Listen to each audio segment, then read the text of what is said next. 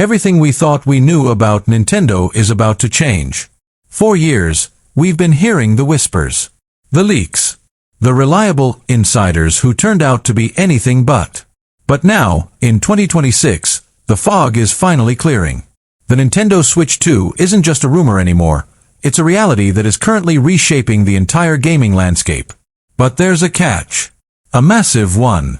While the world is celebrating the arrival of this next-gen powerhouse, a series of new reports have surfaced that suggest Nintendo is making a move so controversial, it might actually alienate the very fans who built the original Switch into a legend. Welcome to my channel Tech Launch. Subscribe my channel and click on the bell icon for the new tech updates. Are we looking at the greatest sequel in gaming history, or is Nintendo about to repeat the mistakes of the Wii U? Today we are diving deep. We're going beyond the surface-level specs you've seen on Twitter. We're looking at the secret patents, the leaked manufacturing schedules from Foxconn, and the disturbing new pricing data that suggests your wallet is about to take a much bigger hit than you anticipated. If you're planning on buying a Switch 2, or if you're still on the fence, you cannot afford to miss what we've uncovered. Stick around, because by the end of this video, you'll know exactly why the Pro model might already be dead, and what Nintendo is hiding behind those new magnetic Joy-Cons. Let's talk about the why. Why did Nintendo wait so long? The original Switch was released in 2017. By 2024, it was technically ancient. While Sony and Microsoft were pushing 4K at 60 frames per second, Switch owners were struggling to run Pokémon at a stable 30. But Nintendo isn't a company that chases teraflops. They chase the experience. However, the internal data leaked from the Ounce project, the code name for the Switch 2, reveals that Nintendo reached a breaking point. Third-party developers like Ubisoft and Activision told Nintendo point-blank, "We can't port our games to your hardware anymore." This is why the Switch 2 is such a massive leap. We're moving from the old Tegra X1 chip to a custom-designed NVIDIA Ampere-based processor, codenamed Drake. But here's what the mainstream media isn't telling you. This chip isn't just about making Mario look prettier. It's about DLSS 3.5. For the non-techies watching, deep learning supersampling is a miracle of AI. It allows a handheld device to render a game at a low resolution and use artificial intelligence to upscale it to 4K on your TV. This means the Switch 2 will technically punch way above its weight class. Early testing reports suggest it's performing somewhere between a PlayStation 4 Pro and a PlayStation 5. Think about that for a second. A device you can fit in your backpack that can play Cyberpunk 2077 or Elden Ring with ray tracing enabled. But with great power comes a great price. And this is where things get dark. For years, the $299 price point was the sweet spot. It was the impulse buy price. But 2026 is a different world. Inflation, the RAM crisis, and the rising cost of high-end silicon have forced Nintendo's hand. The latest analyst reports from Nico Partners are sounding the alarm. They aren't just predicting a $449 price tag anymore. They're warning that the standalone console might be phased out entirely in favor of forced bundles. Imagine walking into a Best Buy or clicking on Amazon, and you can't buy just the console. You have to buy the $499 launch edition that comes with a game you might not even want. Why would Nintendo do this? Because they know the demand is astronomical. They sold 10 million units in the first few months alone, making it the fastest-selling console in their history. They have the leverage, and they are using it.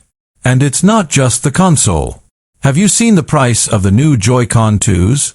Because of the new magnetic attachment system and the haptic feedback upgrades, a pair of controllers is now rumored to cost nearly $90. This is the Appleification of Nintendo. They are moving away from being the affordable family toy to a premium gaming lifestyle brand. Does that sit well with you? Or is Nintendo getting too greedy?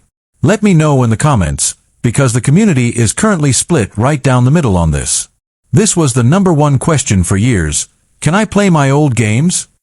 If the answer was no, the Switch 2 would have failed on day one. Thankfully, Nintendo confirmed backwards compatibility, but as always with Nintendo, there's a but. They recently launched an official compatibility checker website. While 75% of the original Switch library works perfectly, some of your favorites are hitting a wall. We've seen reports that high-profile titles like Borderlands 3 and certain Kingdom Hearts Cloud versions are struggling. But here is the real kicker, the Switch 2 enhanced patches. Nintendo is reportedly working on updates for games like The Legend of Zelda, Breath of the Wild and Mario Odyssey that will allow them to run at 4K per 60 frames per second on the new hardware. But will these updates be free? Or is Nintendo going to charge us a $10 upgrade fee like Sony did? There are strong indications that Nintendo Switch Online Plus expansion pack members might get these for free, while everyone else has to pay. It's a brilliant, yet ruthless way to force people into their subscription service. Let's look at the physical device. The screen is a massive 7.9-inch display. To put that in perspective, the original Switch screen was 6.2 inches. That is a nearly 30% increase in surface area. However, there's a major controversy here, the LCD versus OLED debate. Despite the Switch OLED being a fan favorite, the base Switch 2 is shipping with an LCD screen. Why? To keep the Pro or OLED model as a carrot on a stick for 2027. Nintendo is deliberately holding back the best screen technology so they can sell you the same console twice in 2 years.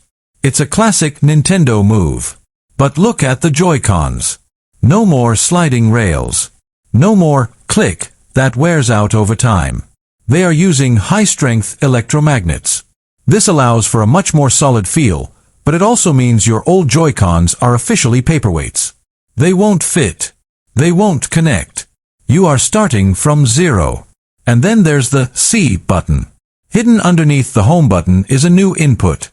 Some leakers suggest this is for a built-in AI assistant, while others claim it's a dedicated share button that integrates directly with Twitch and YouTube. In 2026, Nintendo is finally realizing that content is king, and they want to make it easier for you to stream your gameplay without a capture card. A console is only as good as its games. And the 2026 lineup is looking legendary.